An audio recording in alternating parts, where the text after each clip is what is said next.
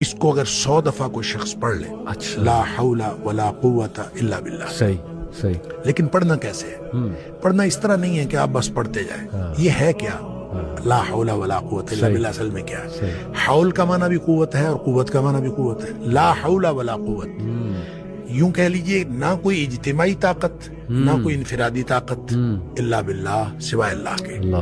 या ना गुनाह छोड़ने की ताकत, ना नेकी करने की ताकत, सही। इल्ला बिल्लाह। यानी या तो एक को पॉजिटिव बना ले, एक को नेगेटिव बना ले, या एक को इज्तिमाई या एक को इनफिरादी। सही।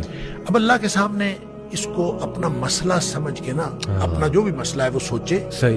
और सोच के अपने अल्लाह के सुपुर्द कर दे। या अल्लाह, मेरी तो कोई ताकत नहीं, ना इनफिरादी ना इज्तिमाई, इल्ला बिल्लाह। हाँ, तू अता फरमाए ताकत तो हो सकती है। यूं मैं इसको कहता हूं, ये बेबसी का कलमा है। बेबस आदमी अपने अल्लाह के सामने बेबसी का इजहार करे इस कलमे के जरिए। सही सही। तो फिर ये नबी पाक सल्लल्लाहु अलैहि वसल्लम ने फरमाया, जिस शख्स ने कहा था ना मुझे वसवसे आते हैं, जी। आपने फरमाया ला हौल वला कुव्वता इल्ला बिल्लाह पढ़ा कर, तेरे वसवसे भी खत्म हो जाएंगे और इसके अलावा अल्लाह ताला तेरे 100 मसले हल कर देगा। वाह वाह। आप अंदाजा करें, एक शख्स के 100 मसले होते नहीं है।